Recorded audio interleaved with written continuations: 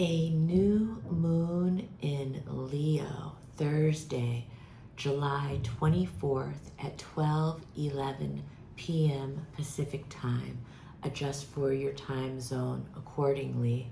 Hello, my name is Eliane Nicole. I'm your astrologer and tarot reader, and in this video, I'm going to talk about this very special new moon of Leo and the story it summarizes about the entire lunar cycle taking us from July 24th to August 22nd. I am going to talk about the aspects this new moon is making. I'm going to talk about which signs this is affecting the most personally through this lunar cycle. And I'm going to talk about some of the collective expressions. And finally, in the end, I'm going to take the new moon through the 12 rising signs and talk about which house it's emerging in for each rising sign, so I can get a lot more specific about how it may manifest for you. So it's great if you know your rising sign, but you can listen for your sun sign also, because it's a Leo new moon, so it's ruled by the sun. But before I get to the translation, I just want to say, if you are watching this on YouTube, which is the only place I'm posting it, so obviously you are, please subscribe to my channel. Please hit the notification bell so that you're notified every time I post a new video. Please like, please comment, please share. It helps me in the algorithm, helps me grow my business and grow my community, and it puts me in a position to continue to give these free astrological offerings. And now, without further ado, I'm just going to start talking about this new moon in Leo. And we have a new moon every month, and new moons are seed planting points. We are planting seeds, whether we are doing it consciously or not. So we might as well do it with some intention. It's always great to plant our seeds. If you have an altar, you can do a little ritual and do some writing around it. But it's great to tap into the themes of the sign that the moon is in. And when we're talking about Leo, we're talking about themes like being seen, stepping into the spotlight, creative self-expression, speaking or acting from the heart. We are talking about, in some cases, children, some cases, teenagers. Leo, on a more collective level, it rules royals, it rules celebrities, comedians, actors, and Leo has to do with themes of legacy. Leo has to do with courage. It has to do with pride. The shadow side of Leo can be arrogance, or just neediness to be the center of attention. So those are some general Leo themes that I just tapped on. And then for the new moon, you want to take the themes of the sign and the themes of your house, which I'm going to get to the houses later in this video. But I want to talk about the aspects this new moon is making, because while we have a Leo new moon every year, each Leo new moon of every year is unique because of what's going on in the rest of the sky and how the new moon is interacting with those planets. This new moon, so a new moon is always the sun and the moon in alignment, and that's why we can't see the moon in the sky, because the rays of the sun are drowning it out from us being able to see it. And so that is what makes a new moon. They are in alignment, and that is the beginning of a cycle. It's a seeding point. And normally new moons are just seeding that lunar cycle, they're seeding that month-long cycle. And then there's also usually an inherent 6-month cycle till when the full moon of that new moon will occur. So in this case, like the Leo full moon will happen during Aquarius season, and that will be bearing fruits, 6-month fruits for some of the seeds that you are planting now. But 2 weeks from now, you know, the full moon in Aquarius, right, will be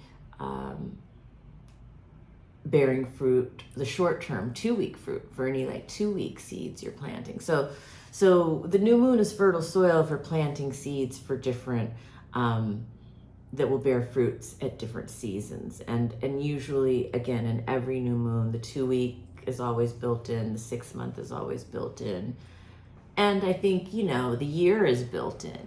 But this new moon has some different timelines built into it because of some of the aspects it's making. And I want to talk about all of the aspects. So the major aspect that all astrologers are talking about is that this new moon is opposing Pluto. Pluto is god of the underworld.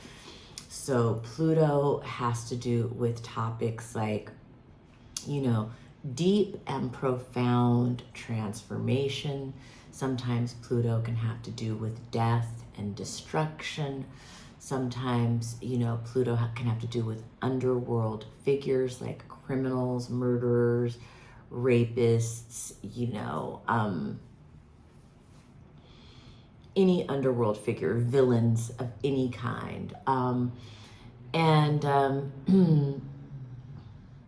You know, Pluto has to do with the shadow. It has to do with the subterranean. It has to do with, you know, what's beneath the surface. Pluto can bring eruptions, either, you know, from the earth, like volcanic type of things, but also more metaphorically, eruptions in our lives, like eruptions of the shadow that come out. And so some of those themes are definitely built into this new moon and the entire new moon cycle. So the new moon itself is about a 3-day phase. And so the topics that I talk about in this video will be very potent in this 3-day phase, but they have reverberating effects that ripple through the entire month. And it kind of sets the backdrop of the entire month. And then all of the other transits through this month are going to fill in more and more details. But this opposition to Pluto, the sun and the moon opposing Pluto, you know, this can bring the death of solar figures. Solar figures can be leaders, they can be fathers, they can be grandfathers, bosses, coaches. You know, Leo rules celebrities, Leo rules royals, Leo rules comedians. And so we can definitely see, and Leo rules actors. So this Leo Sun Moon conjunction opposing Pluto can bring significant deaths on the world stage in those categories. And if you have these people in your personal lives, then it can bring, you know, that as well. But sometimes it's more of a metaphorical death. It's not always a literal death. And a metaphorical death is a significant ending in life, you know, like when somebody retires, that's, you know, a metaphorical death of a phase of their life as a professional. When somebody gets married, that's a metaphorical death of the phase of their life as a single person. When somebody has children, that can be a metaphorical death of a life of, you know, a childless person. You know, it's kind of like, it can metaphorically represent whenever there is, you know, the death of one phase of the life and we are being reborn into a new version of ourselves, into a new phase of life. So there are a lot of those kinds of themes that are present at this new moon and through the entire lunar cycle, taking us through to August 22nd. This Pluto opposition, you know, it's bringing transformation, it's bringing regeneration, it's bringing death and rebirth. It's very cathartic. What else do I want to say about it? Oh, Pluto opposing the sun and the moon can also bring power struggles. Now, in our personal lives, it can be something as simple as power struggles with your children. Leo does rule children, Leo does rule teenagers. So, the sun and the moon are the father and the mother. So this can definitely be power struggles between children or teenagers and parents. In this cycle, that can be kind of prevalent. Another thing is it's growing pains. And that can happen in adults, that can happen in children, it can happen with countries, it can happen with creative projects. And it is also largely about the battle between light and dark, because Leo is the sun, Pluto is god of the underworld. And so this battle of light and dark is playing out on the world stage. It may be playing out also for some people internally within themselves, but also for, just in relationships and in our personal lives. We can be seeing that battle playing out. It's, got like a Star Wars kind of quality to it. Let's see, where Pluto is shows us where we need to surrender. I think it's funny when people talk about the symbol of Pluto looking like I surrender. But what we need to let go of to step into this new version of ourselves, or in order to be seen, in order to be heard, in order to maybe step into the spotlight. And I'm bringing up Leo is so much about being seen, but Mercury is also retrograde in Leo, which is very important to this new moon as well, which is about finding our voice and also reflecting on what our heart really wants. And this can be in matters of love and romance. This can be in matters of creativity. And it can also be in matters of how being seen in the world, or being our true authentic selves. Because Leo isn't just about being seen and being heard, but it's about the most true and honest and pure expression of who we are. Just as the sun radiates just so generously and naturally, because the sun is the sun, that's kind of what Leo is about, and finding that within ourselves. How do we radiate our unique light outward to warm those in our orbit, the people, places, and things within our orbit. But Pluto is also going to be showing us what needs to be destroyed so that we can move forward in a new life, in the new expression of ourselves. The Pluto Sun opposition, I think it can bring an eruption of will or force or creativity. I talked about the eruptions from the earth that are possible.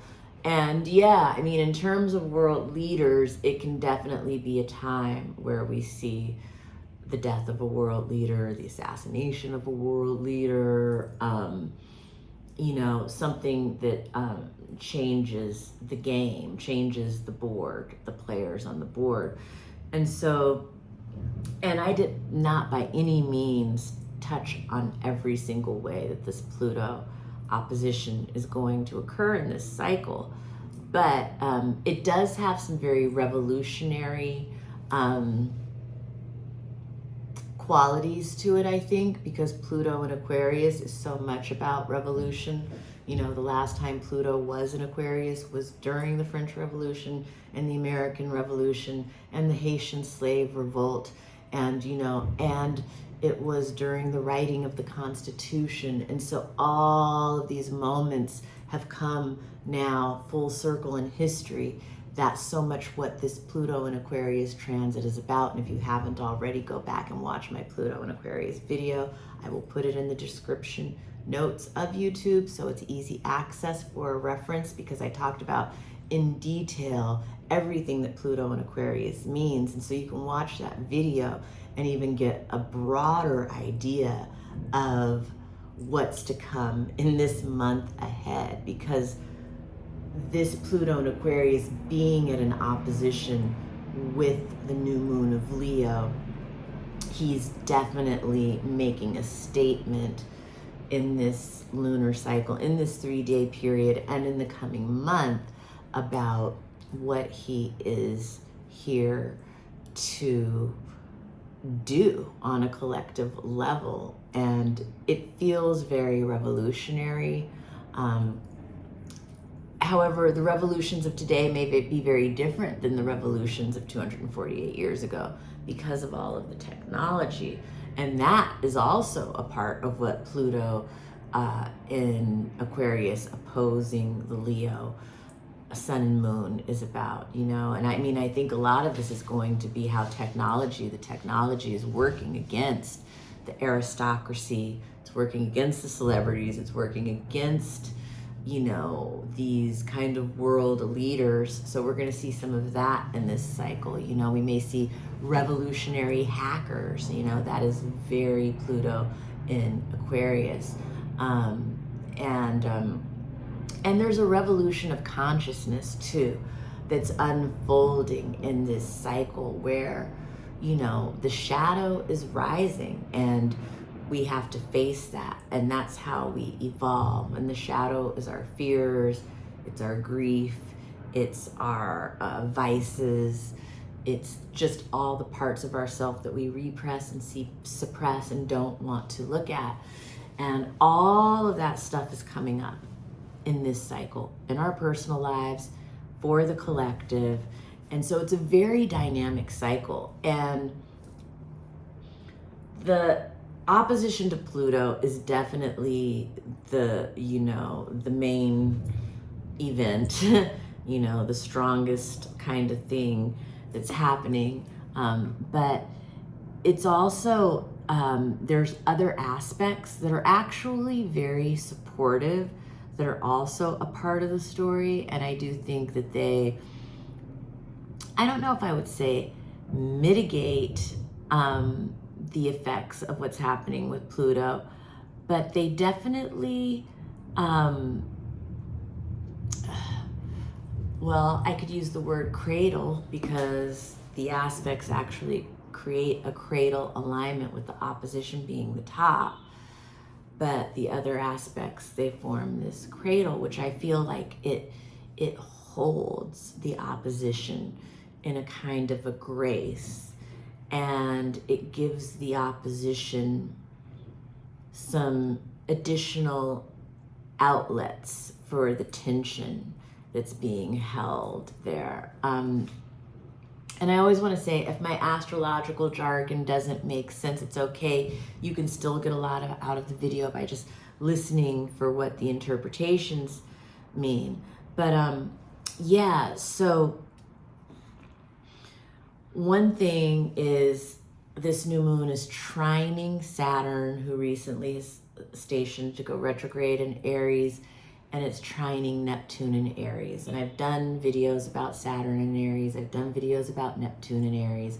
I will also put those in the description below. If you haven't watched them, watch them. If you watch them, maybe listen again, because that is also going to tell you so much about why this is such a powerful new moon, because this new moon is in a direct aspect to all of the outer planets. And so this new moon is really keying us into something that is bigger than ourselves, but it's letting us know, I think, how our unique gifts and how our unique expression in the world can lend itself to what's going on in the collective and the new world that's being born.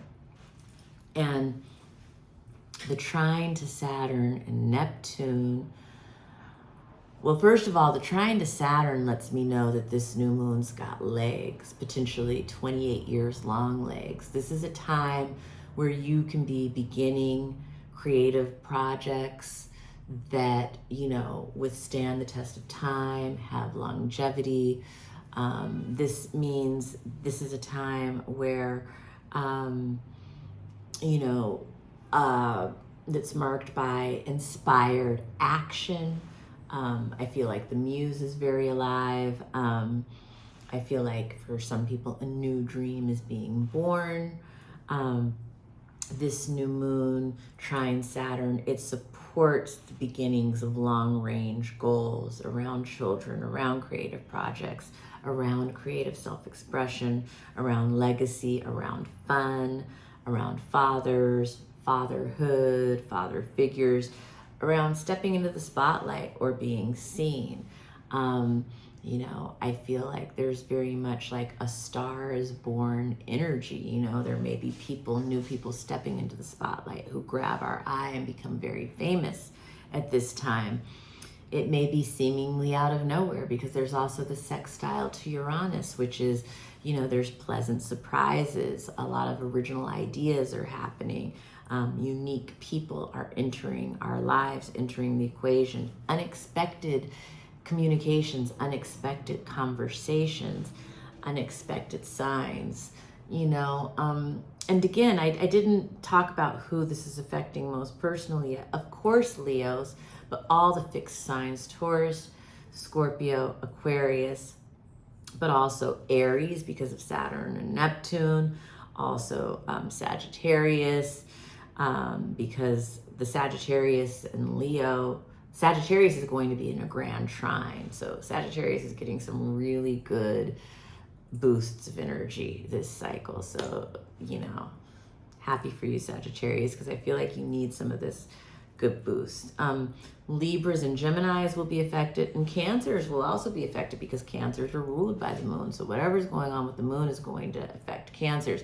And it's going to be especially the early degrees of these signs, the first 0 through 3 degrees, because, you know, it's going to be in a direct aspect. If you have sun, moon, rising in any of the signs I just mentioned, again, that is Leo, Aquarius, Taurus, Scorpio, Aries, Sagittarius, Libra, Gemini, or Cancer, you are personally going to really be feeling this new moon energy over the next 3 days, and these themes that I've discussed that will be unfolding over the next months. But, you know, as Aries and as Leos, you really, and Sagittarius, the fire signs, I feel like are really going to be in a lot of action during this cycle, inspired action. And the sextile to Uranus is bringing in the air signs with this. The trine to Neptune and Aries, you know, I said I think the beginning of a new dream is unfolding. And, you know, Neptune and Saturn are both heading back to Pisces, but they're still in these first 3 degrees of Aries where we're still dreaming up the new world and we're still laying that foundation, and we're reviewing, you know, I think Saturn is going backwards and reviewing the work he's done so far on the foundation, and does there anything need to be patched up? Was there anything that we, you know, where the work was sloppy? Is there anything, you know, because Saturn really wants to take his time and make sure we make a very strong foundation. The Aries energy really wants to rush forward.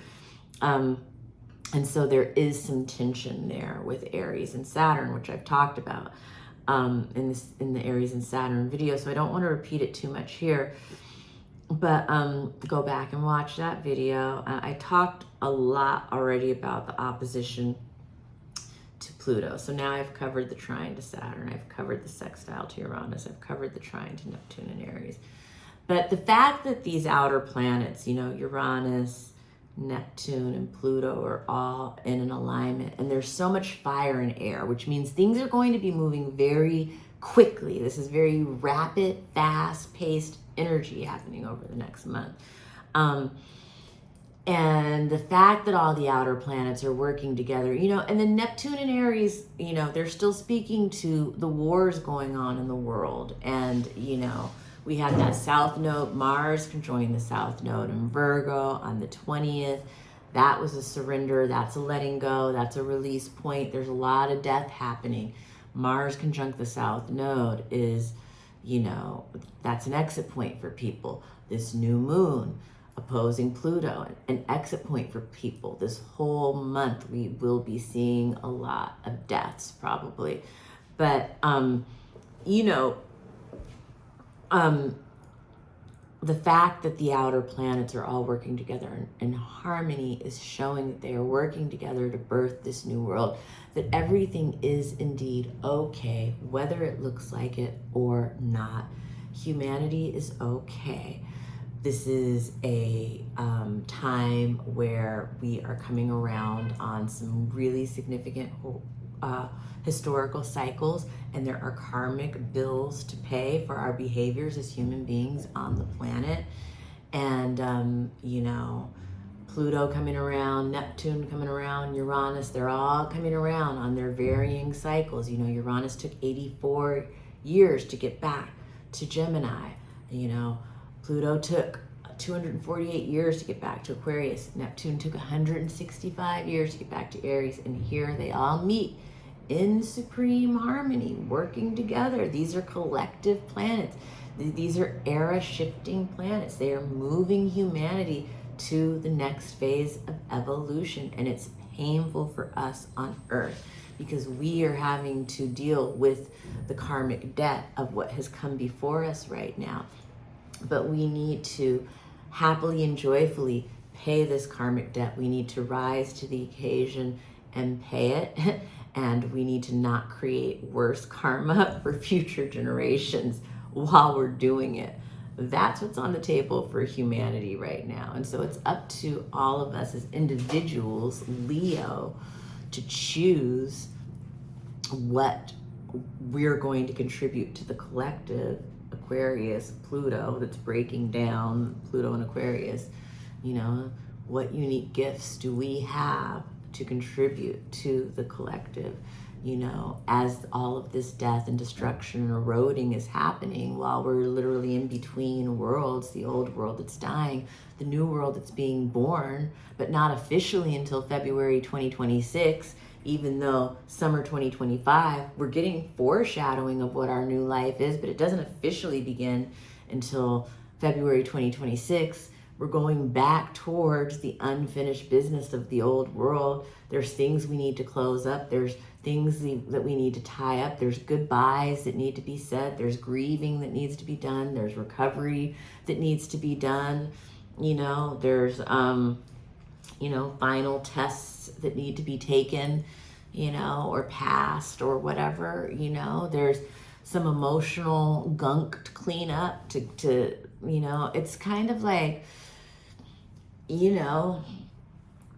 we're in between worlds, but the new world has begun. But this retrograde stuff is taking us back into reflection of what still needs to be let go of and released and surrendered from our old life, so that we can step into this new expression of ourselves that's more authentic of who we are now in this new era. And that's what's on the table. That's what's on the cosmic calendar right now. And, a lot of this is unfolding during the Leo new moon, and the whole cycle. And then I want to take it through the rising signs really quickly. So if you're an Aries rising, the Leo new moon is in your 5th house. This is going to have to do with your children. It could have to do with, this is a new start. You're planting new seeds in these areas, and you may just see it occurring in your life in the rhythm of the astrology, but you can be intentional about it. In the 5th house, this could be around children. It could be around joy, pleasure, fun, recreation. It could be around romance and affairs or sex. It could be around your creative projects. And Pluto is in the 11th, where you're having that opposition to Pluto in the 11th. And so maybe there's something you need to surrender in terms of, friends, groups, organizations that you're a part of. That can also be the house of aspirations and dreams. So you can see that there's opposing forces with maybe your children and those topics, or your creative projects and your topics, or your fun and those topics. But then you're getting a lot of support. There's a trine to, Neptune and Aries are in your first house. So for Aries, you are completely dissolving an old self and a new self is being born. So it's very personal to Aries rising.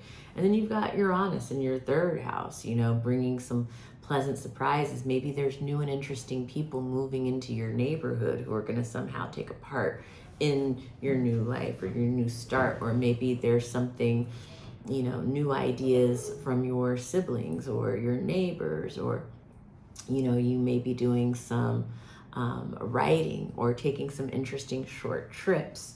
Any of this could be happening with the Aries rising. With the Taurus rising, the new moon is in your fourth house. So this is planting seeds around family and legacy and residence, parents, the bloodline, ancestors.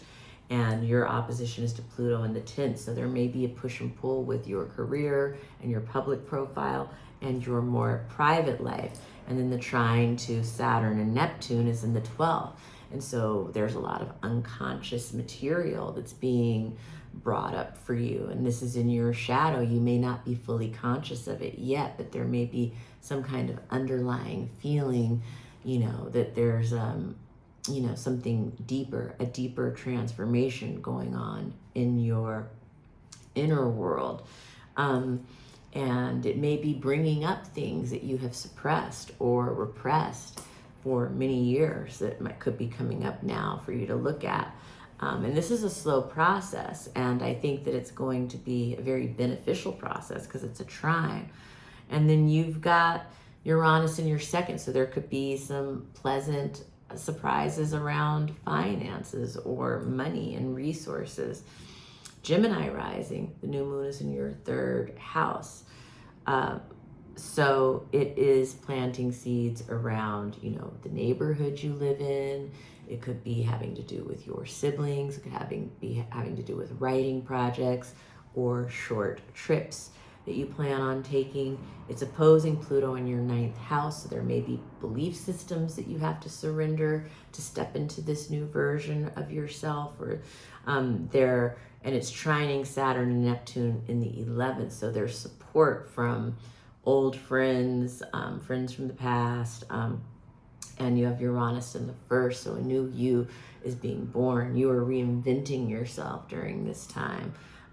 This is just the beginning of it, though. A new you is definitely being born. Now, Cancer rising, the new moon is in your second house, so you're planting seeds around finances, resources, values. It's opposing Pluto in the 8th, so that's other people's money or your financial entanglements with others, taxes, debts, investments, loans, and then sometimes that has to do with, psychotherapy and other things that can come up in the 8th house. But you've got Saturn and Neptune in the 10th, so it's dissolving an old career maybe as a new career is being born. Leo, you have this new moon in your first house, so this is definitely a new you that is, you're planting seeds for how you are going to follow your heart in this next phase of life, and certainly in this next month, but also over these next, year, next, 6 months, year, even 28 years, it's opposing Pluto in your 7th house. So this is you versus maybe what your partner wants from you, or you versus marriage, or your dreams and your own self-expression versus your relationship to others. Neptune in the 9th, I think that Saturn and Neptune in the 9th, you are really at the beginning of a brand new spiritual journey in your life. It's barely unfolding. Just the minimum seeds have been, the very early seeds have been planted so far. Virgo rising, the new moon is in your 12th house. This is dealing with a lot of unconscious material for you. This is stuff coming up in your blind spot. Maybe your blind spot is going to have a light turned on, and you're going to be looking at things that you've never really seen about yourself, and you're going to have a chance to make some intentions around how you want to move forward with these aspects of yourself. And it's opposing Pluto in your 6th, so this might have to do with, it can have to do with your daily habits, it can have to do with your health, it can have to do with your fitness, it can have to do with your staff or employees. Your daily routine is, you have blind spots in that, and there's a tension there that, maybe this new moon or this new moon cycle is going to shed some light on that for you. And then you've got Uranus in the 10th, and so there may be some pleasant surprises coming in terms of your work, your career, your status, your reputation, your public profile in some way. Libra rising, the new moon is in your 11th house, so this is new starts around friends, with friends, business associates, groups, organizations, or new hopes or aspirations that you are planting the seeds for. It is opposing Pluto in the 5th, so this can have to do with your children, your creative projects, fun, pleasure. It can have to do with your habits. And it's trining Saturn and Neptune. So there's tension between your hopes and your aspirations in the 5th house, the 11th and the 5th house. You're needing to integrate the opposites there, but creative Libra, I think you're going to be able to really do this well. And then it's trining Saturn and Neptune in the 7th. So this has so much to do with, it's sextile Pluto. I'm mixing that up. It's trine Saturn and Neptune in the 7th. So this is good for relationships. But it's opposing, I see. Yeah, very good for your partner who you're married to and romantic relationships in the beginning that are in, there's something new that's starting. Your partner may be starting on a new dream that looks very favorable for them. It may be that you and your partner are starting on a new dream together. But there's still some, foundational work to be done. Uranus in the 9th indicates that there may be, you may have a pleasant surprise, maybe some international travel, or maybe a house guest from overseas is coming who you're really excited to see. And it could indicate that, a spiritual revelation or awakening of some kind that opens up new pathways. Now, Scorpio rising, it's in your 10th house, so you're planting seeds in career. It's opposing Pluto in the 4th. And so,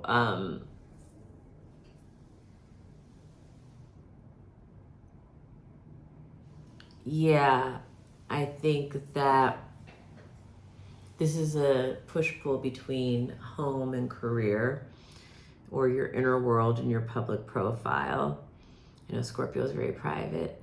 It's trine Saturn and Neptune in the 6th. So this is good for aligning with your health and fitness routine, working out, you're exercising, and sextile Uranus in 8th. You may be getting some surprise money from somebody. Sagittarius rising, the new moon is in your 9th house. This is a spiritual new beginning for you. It's opposing Pluto in your 3rd. And so this might have to do with your neighborhood, your community. It could have to do with your siblings. There's some tension there. And Uranus is in the 7th, so you could be pleasantly surprised. There could be a pleasant surprise from your partner, something unexpected. And Capricorn rising, the new moon is in your 8th house. And so it's opposing Pluto in the 2nd. So this has a lot to do with finances. This is joint finances versus your finances, your partner's finances versus your finances. You may be making a new start in a joint finances situation with this new moon, but the opposition to Pluto in the second can indicate that there is some tension with your own financial situation or your own values in some way around this. And the trine to Saturn and Neptune in the fourth show some really positive support from family, some good things happening around home. And the sextile to Uranus in the sixth maybe show that there are maybe some unexpected things coming up in your daily routine that are pleasant surprises. There could be some unexpected health stuff that arises.